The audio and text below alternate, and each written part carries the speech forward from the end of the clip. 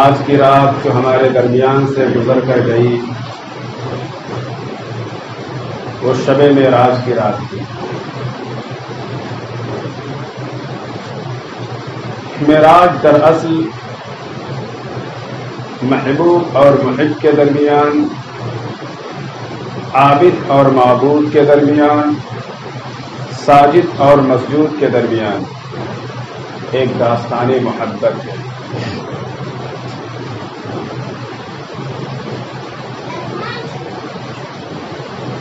جس سے عظمت محمدی اور حقیقت محمدی کے ڈنکے سارے عالم میں بج گئے۔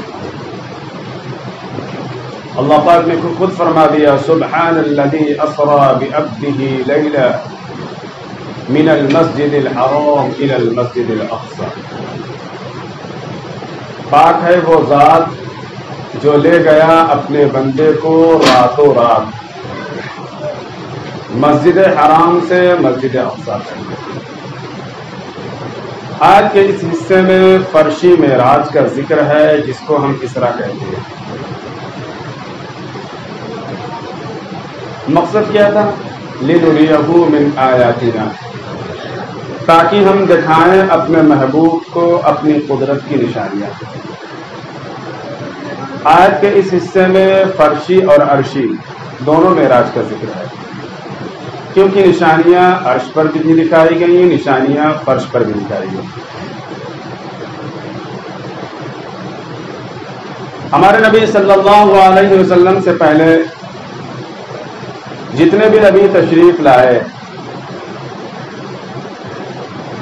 سب نے گواہی دی اللہ کے ایک ہونے کی، جنت کی، دوزخ کی، آخرت کی، تقدیر کی، لیکن ان کی یہ ساری گواہیاں صرف سنی ہوئی تھی، دیکھی ہوئی نہیں تھی۔ اور گواہی کی تکمیل، گواہی کی انتہا دیکھنے پر ہوتی ہے، سننے پر نہیں۔ اس لیے ضرورت محسوس ہوئی کہ اس مقدس جماعت میں کوئی ہستی ایسی ہو جو ان ساری چیزوں کی گواہی دیکھ کر ہو، ان ساری چیزوں کو دیکھ کر وہ گواہی دے، تاکہ اس کی گواہی پر شہادت کی تکمیل ہو جائے۔ اس لیے ہمارے نبی صلی اللہ علیہ وسلم کو معراج پر بلایا گیا یہ ساری چیزیں دکھانے کے لیے۔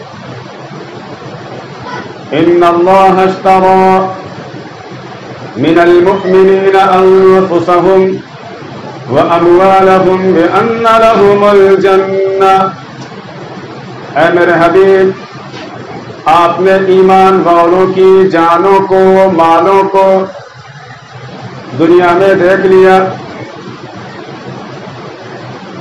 اب آئیے جنت کو بھی دیکھ لیجئے، جنت کے عمارات کو بھی دیکھ لیجئے، دودھ اور شہد کی نہروں کو بھی دیکھ لیجئے، اور خود خالق کائنات سے دیدار سے ملاقات کر لیجئے۔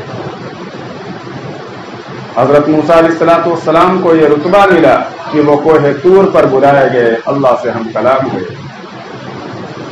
حضرت عیسیٰ علیہ السلام کو یہ رتبہ ملا کہ وہ چوتھے آسمان پر اٹھا لیے گئے۔ حضرت ادریس علیہ السلام کو یہ رتبہ ملا کہ وہ جنت میں بلائے گئے، اور ہمارے نبی صلی اللہ علیہ وسلم کو یہ مقام و مرتبہ عطا کیا گیا کہ آپ معراج پر بلائے گئے۔ معراج سارے مسائل کا حل ہے۔ اللہ پاک نے ہمارے حبیب صلی اللہ علیہ وسلم کو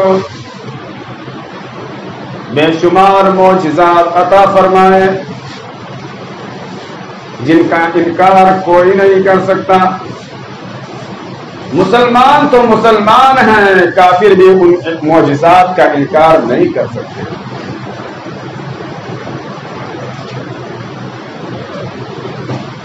ہمارے نبی صلی اللہ علیہ وسلم ام معبد کی بکری پر ہاتھ پھیرتے ہیں تو اس کی بیماری شفا میں بدل جاتی ہے۔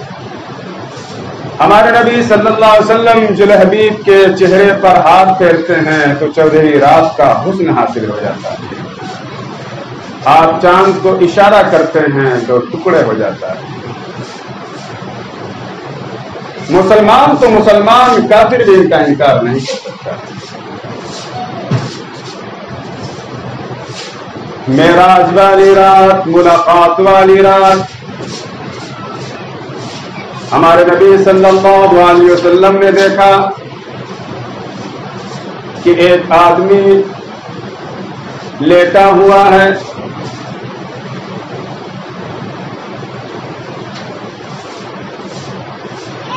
اور دوسرا شخص اس کے سر پر ایک بھاری پتھر لیے ہوئے کھڑا ہے، اور وہ کھڑا ہونے والا آدمی اس لیٹے ہوئے آدمی کے سر پر اس پتھر کو اس زور سے مارتا ہے کہ اس کا سر کچل کر ریزہ ریزہ ہو جاتا ہے۔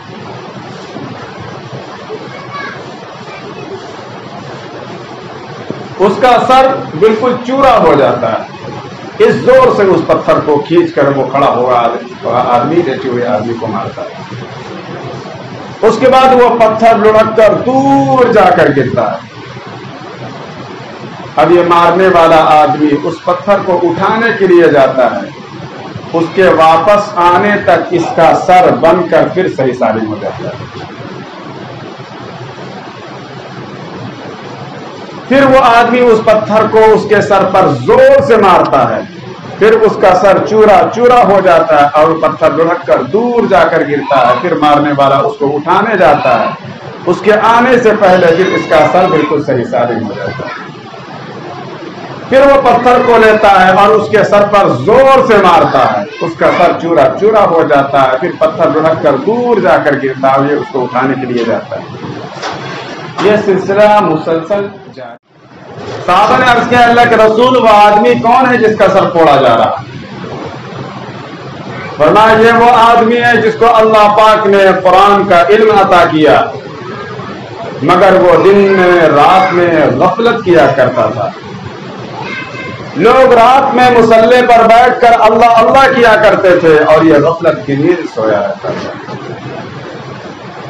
وہ لوگ جنہیں اللہ پاک نے قرآن پاک کا علم دیا ہو، پھر وہ قرآن کی تلاوت نہیں کرتے، قرآن کی آیات پر عمل نہیں کرتے، قرآن سے ان کا کوئی لگاؤ نہیں، کوئی توجہ نہیں، غفلت کی زندگی گزارتے ہیں، ان کا حشر یہی ہوگا جو اس حدیث پاک میں بتایا گیا۔ ہمارے نبی فرماتے ہیں میں تھوڑا آگے اور چلا، میں نے دیکھا کہ بہت سارے لوگ ہیں، ان کے پیٹ بڑے بڑے گنبد کے مانند ہیں، بڑے بڑے گھڑے کی طرح ان کے پیٹ ہیں، اور اس پیٹ کے اندر سانپ اور بچھو بھرے ہوئے ہیں جو اندر گھوم پھر رہے ہیں۔ صحابہ نے عرض کیا اللہ کے رسول یہ کون لوگ ہیں؟ فرمایا یہ وہ لوگ ہیں جو دنیا کے اندر سود کھاتے ہیں، بیاج کھاتے ہیں، انٹرسٹ کھاتے ہیں۔ آج اللہ کا ڈر نہیں، اللہ کا خوف نہیں، تقویٰ نہیں، پرہیزگاری نہیں۔ ہمارے نبی نے فرمایا جس آدمی نے سود کا 1 درہم کھا لیا، 1 درہم سود کا اس نے کھا لیا، تو گویا اس نے اپنی سگی ماں کے ساتھ 35 مرتبہ زنا کیا۔ اپنی سگی ماں کے ساتھ 35 مرتبہ زنا کرنے کا جو گناہ ہوتا ہے، اس سے زیادہ گناہ 1 درہم سود کا، بیاج کا، انٹرسٹ کا کھا لینے کا ہوتا ہے۔ آج لوگ سودی کاروبار کو نفع بتاتے ہیں، کہتے ہیں یہ ایک تجارت کی ایک شکل ہے۔ دوستو اگر 1000 لوگ مل کر کسی کتے کو بکری کہیں کہ یہ بکری ہے، یہ بکری ہے، یہ بکری ہے، تو ان کے کہنے سے بکری نہیں ہو جائے گی، بلکہ وہ کتا ہی رہے گا۔ اسی طرح پوری دنیا کے لوگ مل کر اگر سودی کاروبار کو کہیں کہ یہ تجارت ہے، یہ نفع کا سودا ہے، تو یہ نفع کا سودا نہیں ہو سکتا، کیونکہ قرآن نے کہہ دیا کہ زکوٰۃ دینے سے مال بڑھتا ہے اور سود کھانے سے مال گھٹتا ہے۔ قرآن نے کہہ دیا کہ سود سراسر حرام ہے۔ تو یہ نفع نہیں ہو سکتا۔ پھر ہمارے نبی فرماتے ہیں کہ میں نے دیکھا کہ جنت کے دروازے سے ایک آدمی کا نام لے کر بلایا گیا، وہ آدمی دوڑتا ہوا جنت کے دروازے پر پہنچتا ہے، لیکن دروازے پر پہنچنے سے پہلے یہ دروازہ اس کے لیے بند کر دیا جاتا ہے۔ پھر دوسرے دروازے سے اس کا نام لے کر بلایا جاتا ہے اور وہ دوڑتا ہوا دوسرے دروازے پر پہنچتا ہے، وہ دوسرا دروازہ بھی اس کے لیے بند کر دیا جاتا ہے۔ پھر تیسرے دروازے سے، چوتھے دروازے سے، پانچویں دروازے سے، چھٹے دروازے سے، ساتویں دروازے سے، غزے کی جنت کے 8 دروازوں پر اس کا نام لے کر بلایا جاتا ہے، لیکن جب وہ دروازے پر پہنچنے کے قریب پہنچتا ہے تو دروازہ اس کے لیے بند کر دیا جاتا ہے۔ صحابہ نے عرض کیا اللہ کے رسول یہ کون آدمی ہے؟ فرمایا یہ وہ آدمی ہے جو دین میں لوگوں کو دھوکہ دیا کرتا ہے، بظاہر تقدس کا لبادہ اوڑھے ہوئے ہے، دنیا والوں کے سامنے اپنے آپ کو دیندار ثابت کرتا ہے، لیکن وہ دین کی آڑ میں لوگوں کو دھوکہ دیتا ہے۔ اس کے لیے جنت کے 8 دروازے بند کر دیے جائیں۔ پھر ہمارے نبی فرماتے ہیں میں نے آسمانوں میں ایک مکان دیکھا، اس مکان میں بہت سارے چھوٹے چھوٹے بچے ہیں جو قرآن پڑھنا سیکھ رہے ہیں۔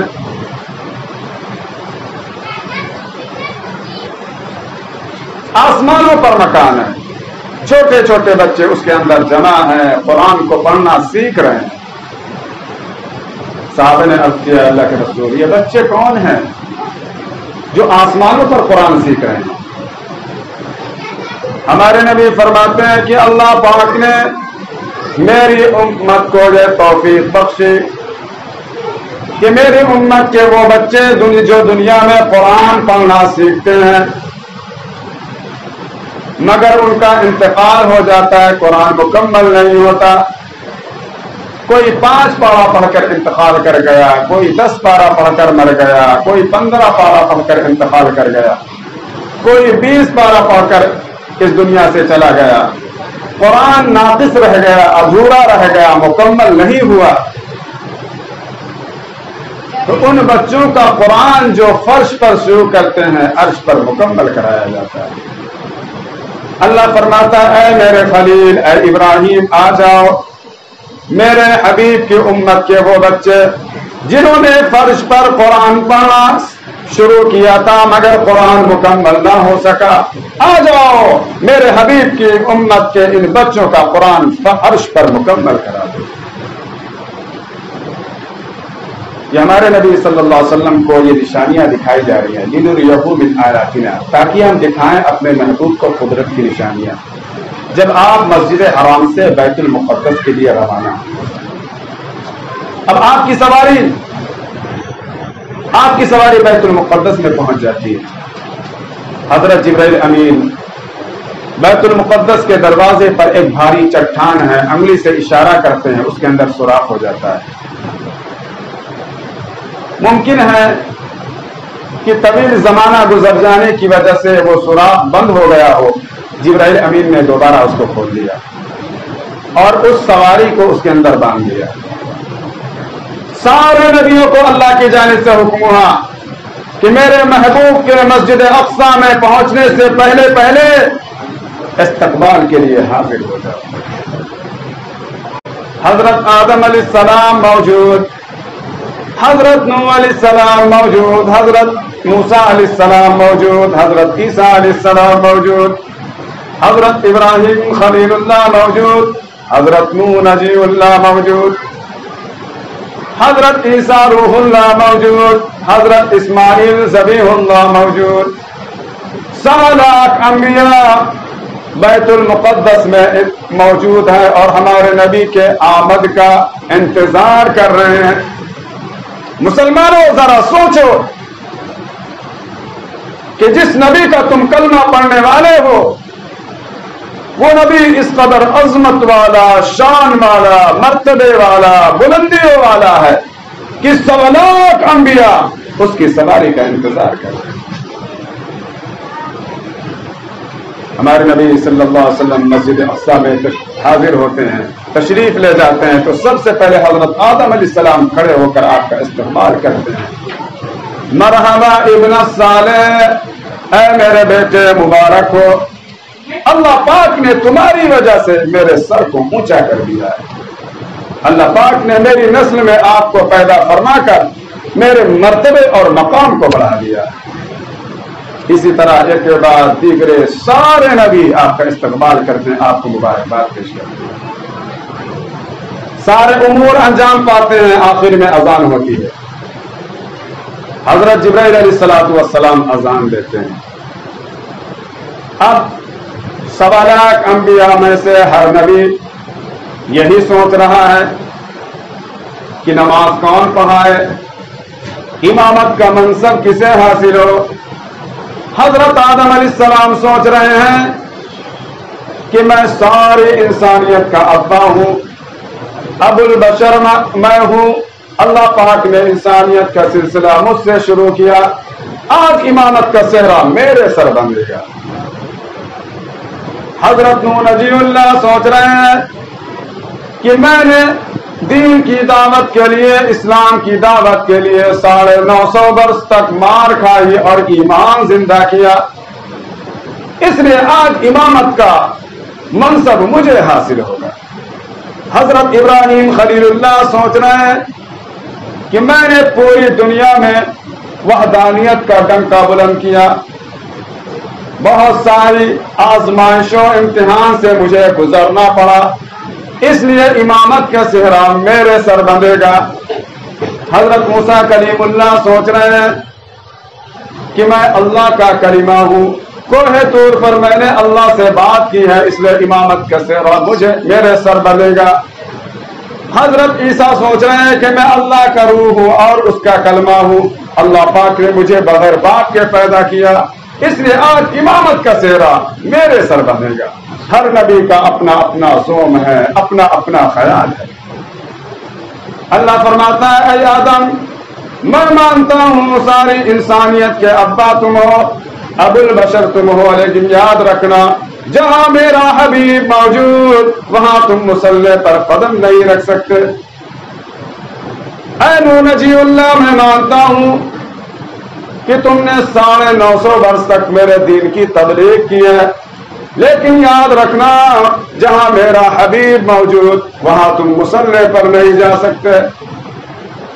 اے ابراہیم خلیل اللہ، میں مانتا ہوں کہ تم نے پوری دنیا میں میری وحدانیت کا ڈنکا بجایا، تم نے بڑی بڑی قربانیاں میرے لیے دی، لیکن یاد رکھنا جہاں میرا حبیب موجود وہاں تم مصلی پر نہیں جا سکتے۔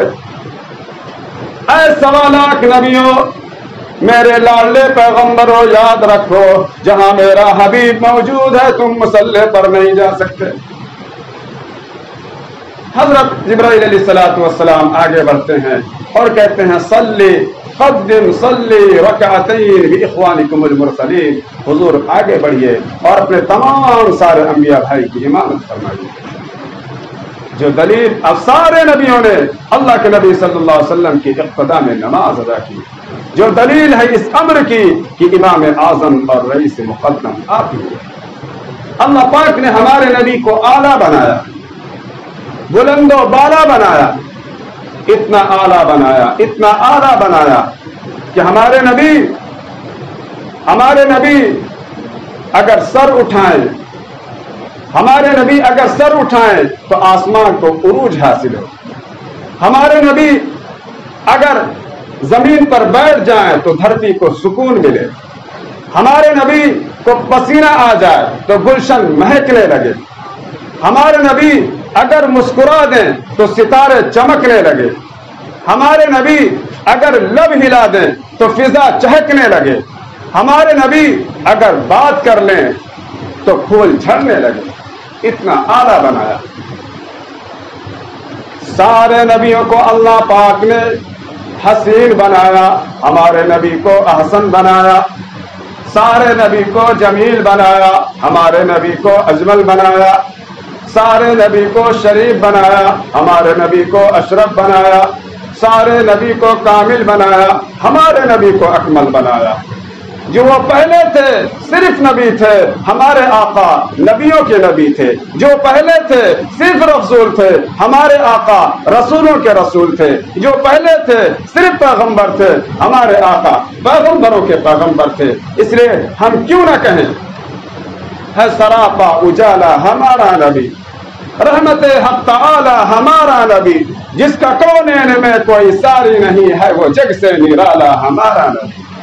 پتھروں جھٹ سے پڑھنا ہے کلمہ تمہیں، جب کرے گا اشارہ ہمارا نبی۔ رب کا محبوب ہے، رب کا پیارا نبی، سب سے پیارا نبی ہے۔